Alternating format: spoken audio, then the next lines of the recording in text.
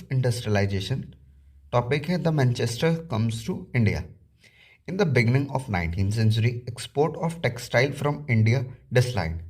जो 19th century तक आते आते इंडिया में जो एक्सपोर्ट होता था टेक्सटाइल का वो कम होना शुरू हो गया। फिर उसके बाद in 1811 to 1812 price goods about 33% to 3% in 1850 to 1851। जो एक्सपोर्ट 1811 से 1812 में तकरीबन 33% था, 33% था, वो 1850 से 1851 तक आते आते सिर्फ और सिर्फ 3% रह गया। Export of Britain goods increased. जहाँ पहले इंडिया का एक्सपोर्ट टेक्सटाइल के इंडस्ट्री में ज़्यादा था, अब वो कम होने लगा और धीरे धीरे ब्रिटेन का कॉटन गुड्स का जो एक्सपोर्ट था वो इंक्रीज होने लगा। Cotton weaver in India face two major problems. India में जो कॉटन के वीवर्स थे उन्होंने दो मेन प्रॉब्लम्स को फेस किया। पहला, their export market trade get collapsed, यानी कि जो एक्सपोर्ट मार्केट था वो पूरी तरीके से कोलैप्स हो चुका था। और दूसरा, लोकल मार्केट श्रैंक, यानी कि जो एक्सपोर्ट था जो पहले 33% हो रहा था वो 3% हो रहा था, यानी कि जो एक्सपोर्ट था वो काफ़ी कम हो चुका था। और जो लोकल मार्केट थी वहाँ पे ब्रिटेन के मशीन से बने हुए सामान आ रहे थे जिनकी कीमत इंपोर्ट करने पर भी सस्ती थी बनाने वाले से, जो कि इंडिया में बन रहे थे। इसकी वजह से लोकल मार्केट था पूरा मशीन्स के प्रोडक्ट से भरा हुआ था।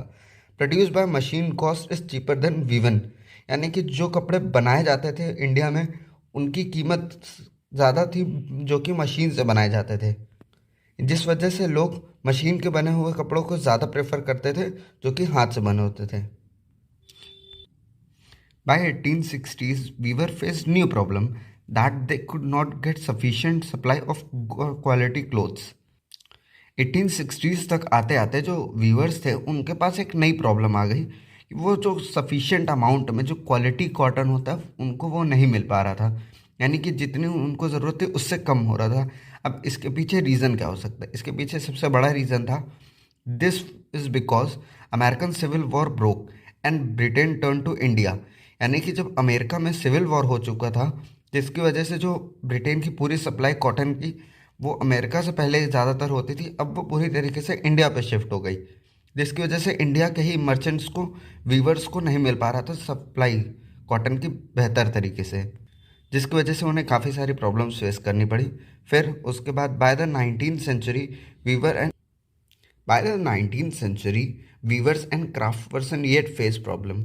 Factories in India began production and market flooded with machine goods, यानी कि जब स्टार्टिंग थी 19th सेंचुरी की तो ब्रिटेन से इंपोर्ट होके आता था मशीन्स गुड इंडिया में, लेकिन अब 19th सेंचुरी के एंड तक आते आते भी वीवर्स और क्राफ्ट पर्सन्स को प्रॉब्लम फेस करनी पड़ती थी, क्योंकि अब जो प्रोडक्ट थे वो मशीन से इंडिया में ही बन रहे थे, जिसकी वजह से मार्केट पूरी तरीके से मशीन्स के गुड्स से भर चुकी थी, जो कि वो सस्ते भी होते थे और ईजिली मिल भी जाते थे, जिसकी वजह से लोग मशीन से बने हुए कपड़ों को ही प्रेफर करते थे और हाथ से बुने हुए कपड़ों को प्रेफर नहीं करते थे क्योंकि उनकी कीमत ज़्यादा होती थी।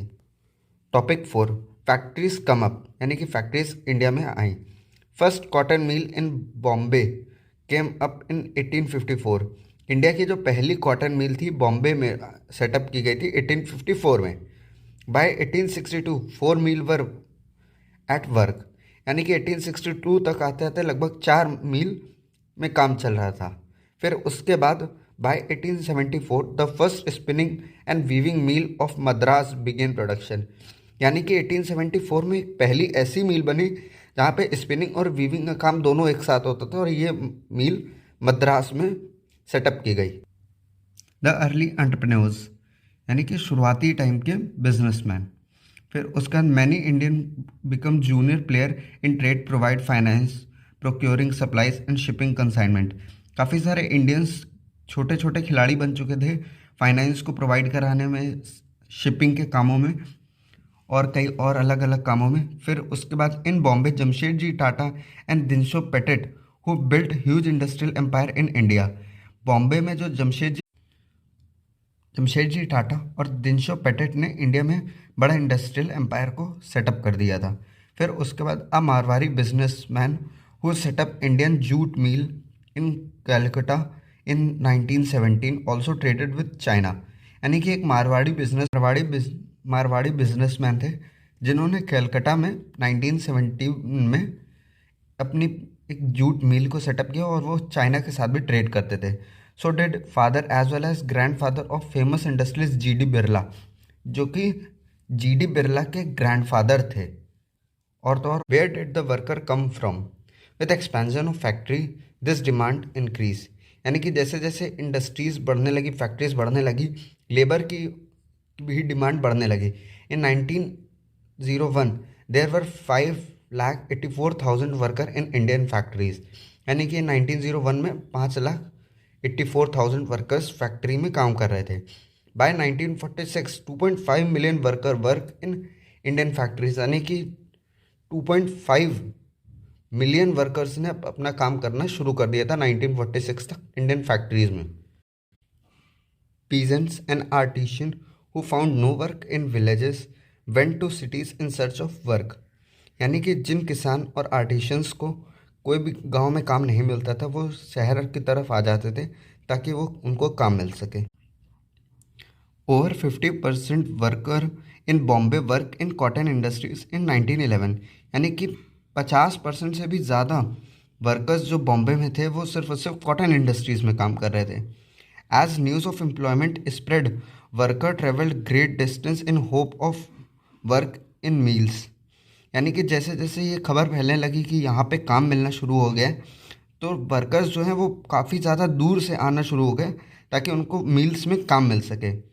Getting job was always difficult even when the mill multiplied and demand for worker increased, यानी कि जो जॉब हमेशा से ही बहुत ही ज़्यादा डिफ़िकल्ट रही है, क्योंकि फिर चाहे वो मील्स जो हैं वो मल्टीपल हो या फिर डिमांड ऑफ वर्कर इंक्रीज ही क्यों ना हो गई हो।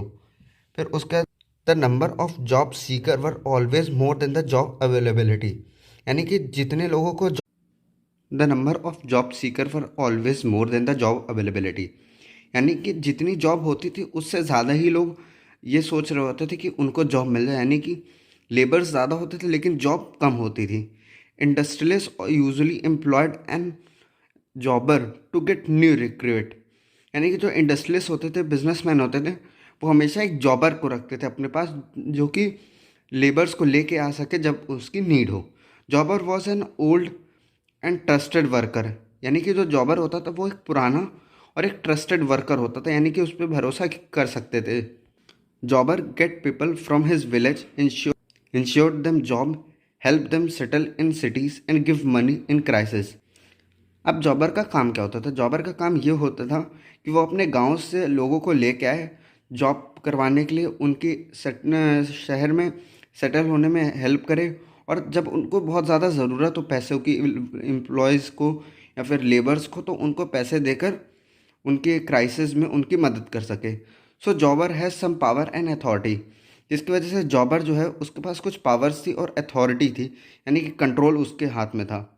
Hence जॉबर start demanding and money and gifts from his favour, यानी कि जो जॉबर होता था फिर उसने पैसा और गिफ्ट्स मांगना शुरू कर दिया ताकि वो लोगों को जॉब दे सके। यानी कि उसका सिंपल सा ये फंडा था कि अगर तुम हमें पैसा दोगे तो हम तुम्हारे को इस मील में काम दिलवा सकते हैं, और अगर पैसा नहीं दोगे तो हम तुम्हारे को इस मील में काम नहीं देंगे। तो थैंक यू फॉर वॉचिंग। इस वीडियो में इतना ही, मिलते हैं अगली वीडियो में।